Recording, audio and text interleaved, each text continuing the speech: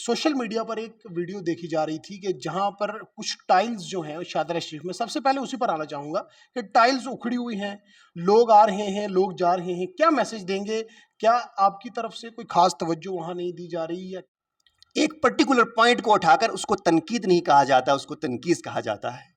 और मुझे वो लगा कि उसने पर्टिकुलरली टारगेट किया इस चीज़ को। टारगेट का मैं आपको कुछ अभी अब एक काम बताऊंगा, क्योंकि मैंने यहाँ कुछ इंक्रोचमेंट के कामों को उसको मैंने थोड़ा देखना शुरू किया है। इंक्रोचमेंट से हटाने पे हम फोकस कर रहे हैं। मैंने यहाँ पे कुछ शॉपकीपर्स को नोटिस दे चुका हूँ, जो थोड़ी शॉप्स नहीं है, 123 शॉप्स हैं हमारी राजौरी में, जहाँ रेंट रिविजन करना है। तो कहीं ना कहीं ये चीज़ें जो हैं, अब आहिस्ता आहिस्ता लोग जो है क्रिटिसिज्म करेंगे, लेकिन उनको ये पूछना चाहिए था ये टाइल उखड़ी क्यों है, क्योंकि वहाँ चिनार के 2 दरख्त थे जिनको वहाँ से काटा गया, उस वजह से टाइल डैमेज हुई और उनका जो रूट वो थी वो मैंने रिमूव करवाई। आज के टाइम पे पहले घी के लिए लड़ाई होती थी क्योंकि 5 रुपए किलो था, मैंने उसको 900 रुपया किलो कर दिया है। मैंने मक्खन जो है वो 7 रुपए किलो कर दिया है। मुझे 1 महीने के अंदर 80,000 रुपया जो है मक्खन और घी का जो है वहां पे रेवेन्यू आया। Jammu and Kashmir Waqf board एक ऐसा डिपार्टमेंट है जो अक्सर सुर्खियों में रहता है। अगर कश्मीर डिवीजन की बात की जाए या फिर जम्मू डिवीजन की बात की जाए, अगर उनसे हट के खित्ता पीर पंजाल की अगर बात की जाए, तो खित्ता पीर पंजाल में भी वक्फ बोर्ड का एक अहम रोल है। हमारे यहाँ के राजौरी पुंछ के लोग वक्फ बोर्ड को सिर्फ जियारत तक महदूद रखते हैं। वो लोग ये समझते हैं कि ये जो वक्फ बोर्ड डिपार्टमेंट है वो सिर्फ जियारतों के लिए है और बाकी तमाम तर चीज़ों का आम आवाम को या फिर आम जनमानस को किसी भी तरह का इल्म नहीं होता। मेरे साथ इस वक्त मौजूद हैं एडमिनिस्ट्रेटर वक्फ बोर्ड राजौरी आशिक रफीक मलिक साहब, जिनसे हम जानने की कोशिश करेंगे कि मौजूदा सूरत हाल राजौरी ज़िला में क्या है, क्योंकि इनके पास पूरे ज़िले का चार्ज है और तमाम तर ऐसी चीज़ें हैं जिनको लेकर कुछ तब्दीलियां देखी गई और अक्सर लोगों की तरफ से कुछ उंगली भी उठाई गई कि शादरा शरीफ ज़ियारत पर कुछ काम नहीं हुए हैं। आशिफ साहब, बहुत बहुत शुक्रिया, आपने वक्त दिया। आपसे जानना चाहेंगे कि शादरा शरीफ सबसे पहले एक अहम इदारा जो इस पूरे इलाके में एक ऐसी शराइन है, ना सिर्फ जम्मू कश्मीर के लोग आते हैं बल्कि दूर दराज ममालिक, बहरूने ममालिक की अगर बात की जाए या फिर अलग अलग स्टेट्स की बात की जाए, तमाम तर लोग यहाँ पर आते हैं। क्या फैसिलिटीज़ आपकी तरफ से यहाँ पर उन तमाम तर ज़ायरीन के लिए रखी गई हैं?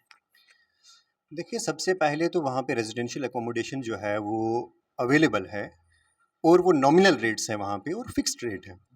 उसके अलावा जो हमारे लोकल लोग हैं जो उतना एफर्ट नहीं कर पाते, उनके लिए जो है वो बेडिंग वहाँ पे अवेलेबल है, जो डॉर्मेट्रीज़ में वो इस्तेमाल कर सकते हैं। और उसमें जेंट्स का हॉल अलग है और लेडीज़ का हॉल जो है वो अलग बनाया गया है और लंगर जो है वो वहाँ पे फ्री है। आशिक साहब, एक चीज़ सबसे पहला जो एक सवाल मेरा रहेगा कि कुछ दिन पहले हम सोशल मीडिया पर एक वीडियो देखी जा रही थी कि जहां पर कुछ टाइल्स जो हैं शादरा शरीफ में, सबसे पहले उसी पर आना चाहूंगा कि टाइल्स उखड़ी हुई हैं, लोग आ रहे हैं, लोग जा रहे हैं, क्या मैसेज देंगे? क्या आपकी तरफ से कोई खास तवज्जो वहां नहीं दी जा रही या क्या मैटर है? सोशल मीडिया पर काफ़ी तंज किया लोगों ने या इस तरह की चीज़ें जो है वो सामने आई। देखिए, क्रिटिसिज्म को जो है वो हमेशा वेलकम करना चाहिए, लेकिन क्रिटिसिज्म जो है वो पॉजिटिव होना चाहिए। मुझे अच्छा लगता अगर वो मुझे कंसल्ट कर लेते कि ये किस वजह से है। चलो, अच्छी बात है, आपने इस तरफ तवज्जो तो की। मैं आपके इस चैनल की वसादत से मैं ये बताना चाहूँगा कि मैंने ठीक 4 या 5 माह पहले जो है वहाँ का चार्ज संभाला और सबसे पहले वहाँ पे जो जामा मस्जिद है उसका जो पेंट और जो कंडीशन जो थी, रिपेयर और रेनोवेशन का काम सबसे पहले मैंने वहाँ पे वो करवाया। उसके बाद मैंने जब स्टॉक अंदर चेक किया तो वहाँ पे बहुत पुरानी ऊन पड़ी हुई थी, जिससे हमने नई बेडिंग तैयार की और उसको ज़ाया नहीं होने दिया। उसके बाद वहाँ बाहर जो रेलिंग का काम था मैंने वो करवाया। वॉशरूम्स में मैंने देखा वहाँ पे बाहर मैक्सिमम लोगों को सैनिटेशन का ध्यान रखते हुए मैंने वहाँ को हदायत दी अपने एम्प्लॉयज़ को कि इसका सैनिटेशन का खास ख्याल रखा जाए। और वहाँ पे मैंने सोप के टुकड़े करवा के वहाँ पे रखवाए ताकि लोग उसका इस्तेमाल कर सकें। उसके बाद मैंने वहाँ पे जो छोटा मोटा रेनोवेशन का काम था, वो चाहे वॉशरूम्स का था या रूम्स का था या डाइनिंग में था, वो मैंने वहाँ पे करवाया। और जहाँ तक वो टाइल्स की बात है, वो आउटर एरिया जो है हमारे डाइनिंग हॉल का है, बहुत अच्छा लगता मुझे अगर वो एक्चुअल डाइनिंग हॉल के अंदर कैमरा लेके जाते। मुझे बहुत अच्छा लगता अगर वो बाकी जो चीज़ें जो काम वहाँ पे हुए उसको दिखाते। मुझे खुशी होती अगर वो इस तरफ जो हमारा रेजिडेंशियल अकोमोडेशन है उसको दिखाते, जो हमारा गेस्ट हाउस है उनको दिखाते। हमारा जो ऊपर मॉस्क के आसपास जो काम हुआ है उसको दिखाते, तो मुझे अच्छा लगता। एक पर्टिकुलर पॉइंट को उठाकर उसको तनकीद नहीं कहा जाता, उसको तनकीस कहा जाता है। और मुझे वो लगा कि उसने पर्टिकुलरली टारगेट किया इस चीज़ को। टारगेट का मैं आपको कुछ अभी एक काम बताऊंगा, क्योंकि मैंने यहाँ कुछ इंक्रोचमेंट के कामों को उसको मैंने थोड़ा देखना शुरू किया है। इंक्रोचमेंट से हटाने पे हम फोकस कर रहे हैं। मैंने यहाँ पे कुछ शॉपकीपर्स को नोटिस दे चुका हूँ, जो थोड़ी शॉप्स नहीं है, 123 शॉप्स हैं हमारी राजौरी में, जहाँ रेंट रिविजन करना है।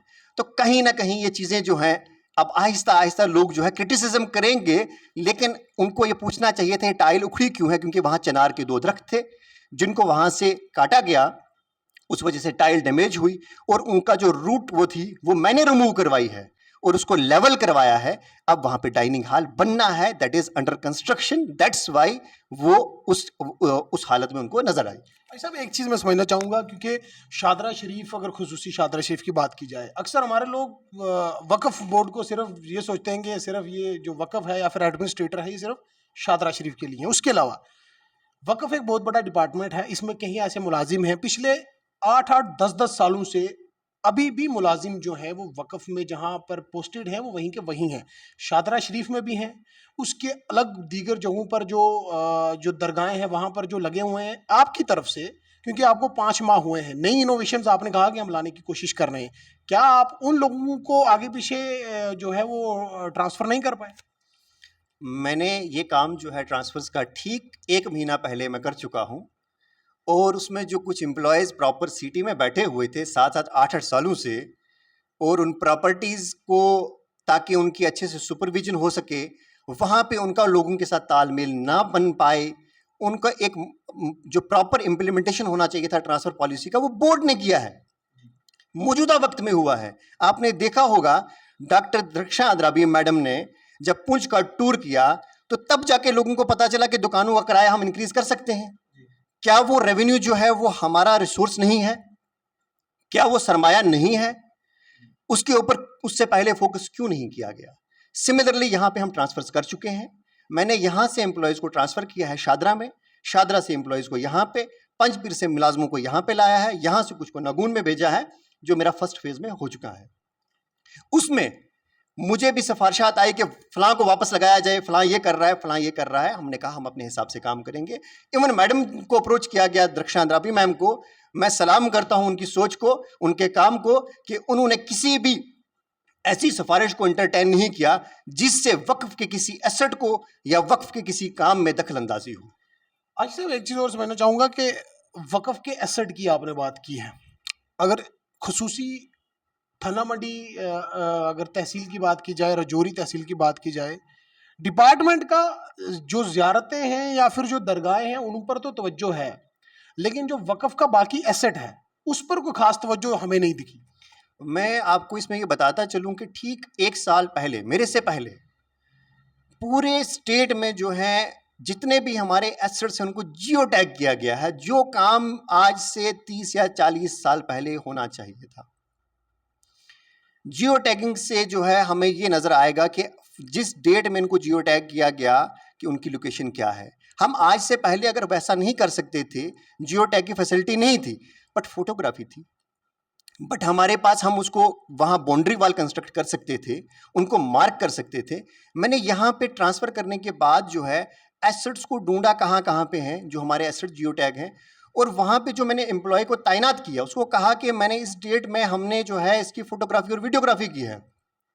अगर यहाँ पे आपको स्ट्रक्चर रेज होगा, you will be accountable for that, और वो जो एम्प्लॉय है वो जवाबदेह होगा उसके लिए। वक्फ की अगर प्रॉपर्टी की बात की जाए, राजौरी अगर शहर खास में जो वक्फ की जो प्रॉपर्टी है उसमें चाहे दुकानें हैं या दीगर तमाम तर एसेट्स हैं, काफ़ी साल पहले जो किराया डिपार्टमेंट ने रखा था वो वहीं का वहीं है।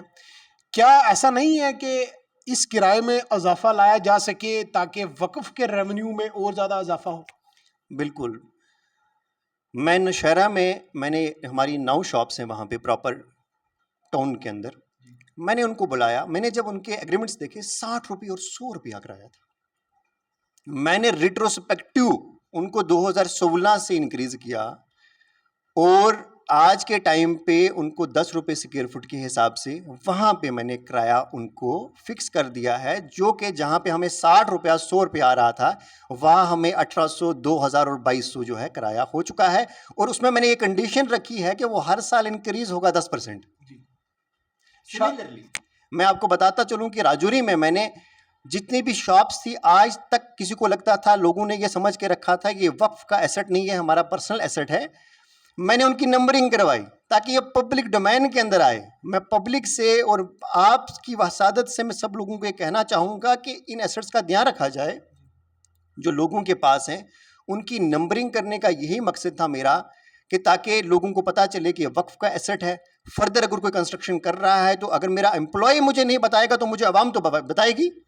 उसके बाद उनकी मैं जो है मेजरमेंट करवा रहा हूँ, जितनी मेजरमेंट होगी उस हिसाब से मैंने नोटिस इशू कर चुका हूँ। मेरी एक मीटिंग यहाँ पे भी हो चुकी है रेंट रिवीजन को लेकर, और इंशाल्लाह वो विद इन डेज हम इम्प्लीमेंट कर देंगे। एक चीज़ और समझना चाहूँगा, सबसे बड़ा इदारा आज की डेट में जो शादरा शरीफ एक बहुत बड़ी दरगाह है, जहाँ पर चढ़ावा भी लाखों नहीं करोड़ों रुपए में है। कुछ आपके डिपार्टमेंट के मुलाजिम, अगर यूं कहें कि कुछ मुलाजिम हैं जिनकी सेटिंग है वहाँ पे, अगर वहाँ पर कोई चढ़ावा आता है, जैसे कोई अगर मक्खन की बात की जाए या फिर घी अगर आता है वहाँ पे, या फिर लोग भेड़ू वगैरह भी वहाँ पर लेके आते हैं, या दीगर जो नकदी भी वहाँ पर जमा होती है, कितनी ट्रांसपेरेंसी है? सबसे पहला सवाल। डिपार्टमेंट का क्या रोल है, और लोग जो वहाँ पर तैनात हैं उनकी जो सेटिंग बाहर के एजेंट्स हैं वो किस किस्म का, क्या डिपार्टमेंट को उसका कोई नुकसान है, क्या है? मैं आपको बताता चलूँ कि सबसे पहले मैं आज के टाइम पे दावे से ये बात कहूँगा कि किसी भी काउंटर पे कोई भी चीज़ जो है बगैर रसीद के वहाँ पे रिसीव नहीं की जाएगी। दूसरी बात, कोई भी चीज़ वहाँ से सेल होगी तो उसकी प्रॉपर रसीद होगी। और मैं जनरल पब्लिक से भी ये अपील करूँगा कि जितना भी हमारा वहाँ पे डोनेशन का पैसा आता है, वहाँ पे फुल सीसीटीवी कैमरा लगे हुए हैं। उसके सीसीटीवी कैमरा के सामने जो चढ़ावा है डोनेशंस आती हैं। और आज के टाइम पे कैमरा जहाँ पे मवेशी आते हैं वहाँ पे भी कैमरा लगा हुआ है, जहाँ घी मक्खन आता है वहाँ पे भी कैमरा लगा हुआ है, और जहाँ कैश आ रहा है वहाँ पे भी कैमरा लगा हुआ है। उसके बाद उनकी जब काउंटिंग होती है, वहाँ पे प्रॉपर बैंक मैनेजर बैठता है, वहाँ पे मुलाजिम बैठते हैं, वहाँ पे पुलिस ऑफिशियल रहते हैं, फिर उसके बाद उसकी काउंटिंग होती है, that to under the CCTV camera surveillance. उसके बाद जो है मैंने वहाँ पे QR कोड स्कैनर लगा दिए। उसका मेरा मकसद ये था, एक तो काउंटिंग में हमारा टाइम सेव हो जाएगा, दूसरा ये है कि ट्रांसपेरेंसी को इंश्योर करने के लिए, कैशलेस ट्रांजैक्शंस को इंश्योर करने के लिए वो लगाए गए हैं वहाँ पे।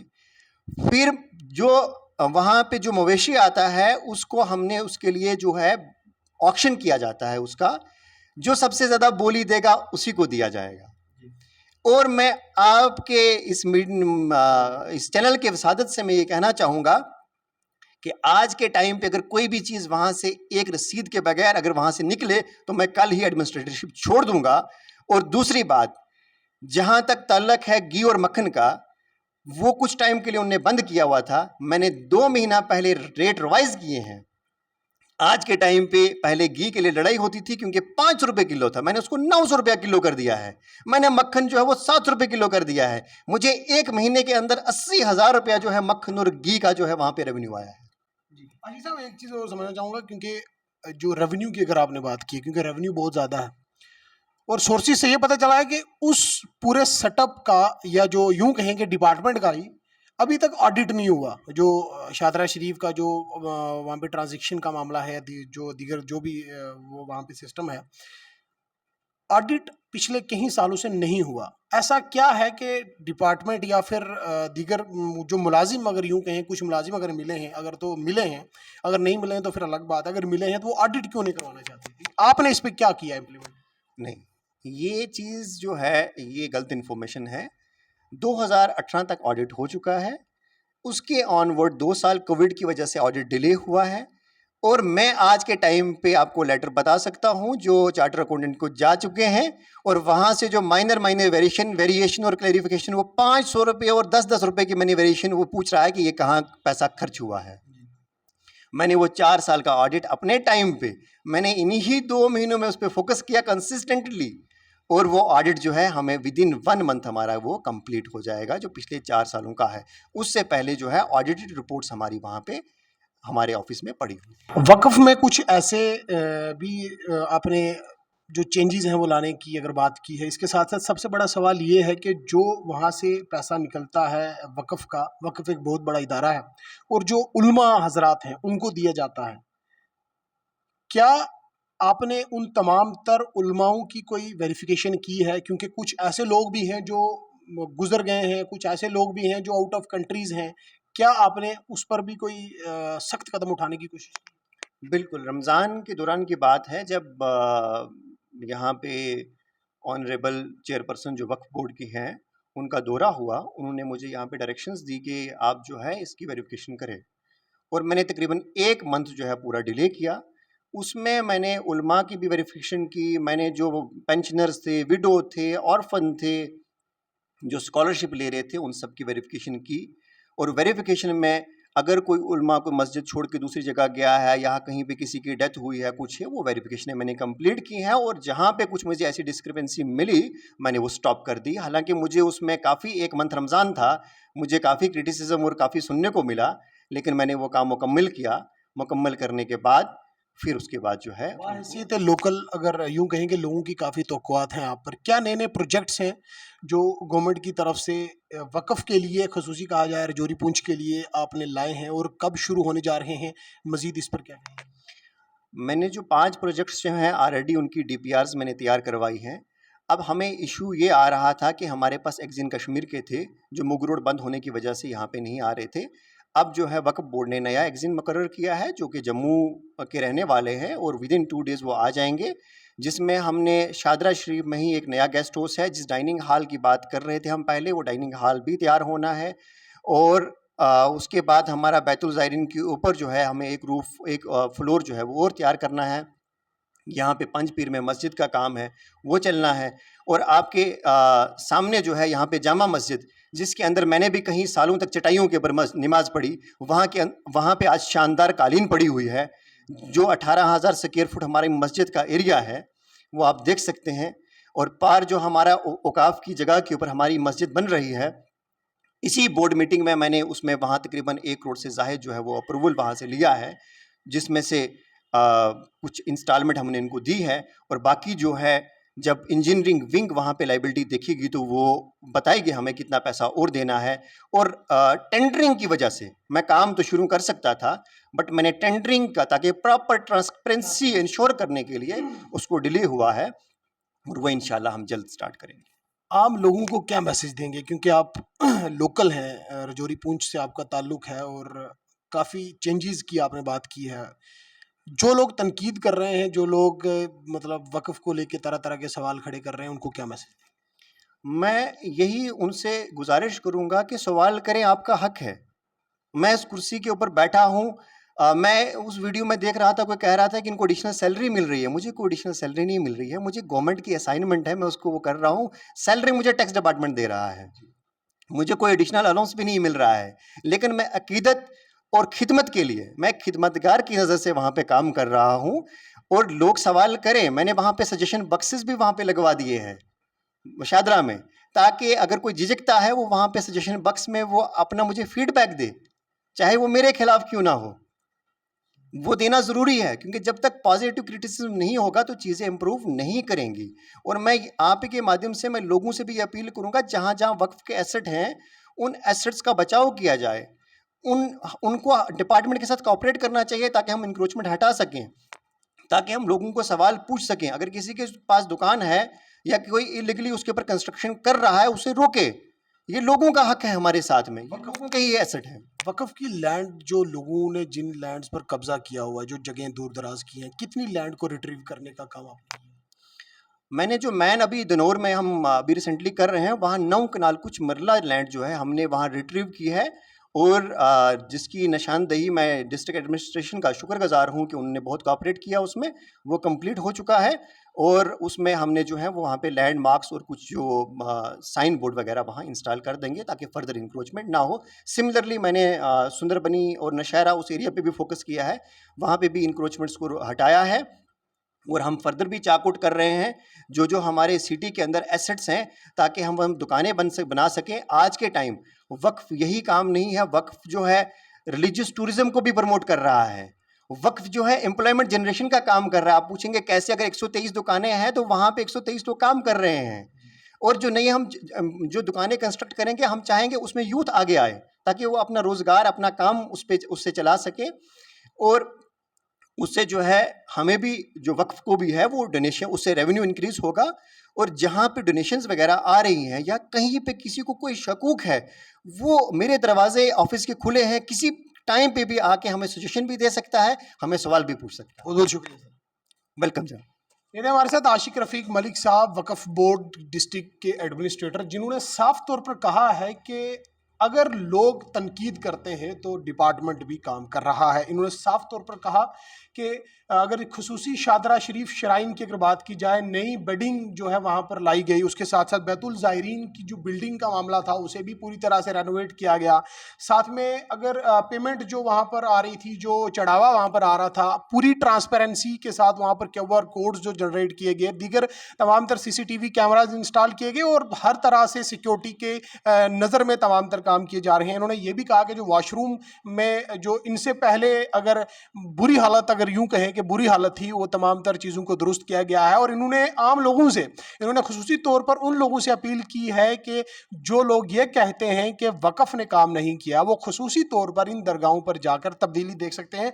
खुसूसी तौर पर आशिक रफीक मलिक साहब ने ये साफ कर दिया है कि पिछले 8 सालों से जो लोग वक़्फ़ में इम्प्लाई थे, जो वहीं के वहीं बैठे थे, जिनकी ट्रांसफ़र पॉलिसी कुछ नहीं थी, जो यहाँ से वहाँ ट्रांसफ़र नहीं किए गए थे, उन तमाम तर का फेरबदल किया गया है, ताकि वक्फ बोर्ड में ट्रांसपेरेंसी लाई जाए और जितना भी पैसा जो है वक्फ का या तमाम तर दरगाहों का जो चढ़ावा आता है, वो सही मायने में ज़मीनी सतह पर उसे इम्प्लीमेंट किया जाए। और जो वेरिफिकेशन ऑफ बेनिफिशरीज का मामला है, जितने भी लोग जो वक्फ से जो पैसा ले रहे हैं, कुछ स्कॉलरशिप ले रहे हैं या फिर कुछ उलमाए कराम जो तनख्वाह ले रहे हैं, और कुछ आज की डेट में बाहर के ममालिक में बैठे हैं और यहाँ से वक्फ से वो पैसा भी ले रहे हैं, उन तमाम तर की वेरिफिकेशन भी की गई है और ये काबिल सताइश है। आज आशिक रफीक मलिक साहब ने साफ कर दिया है कि वक्फ बोर्ड डिस्ट्रिक्ट रजौरी में बेहतरीन कारकर्दगी का मुजाहरा कर रहा है।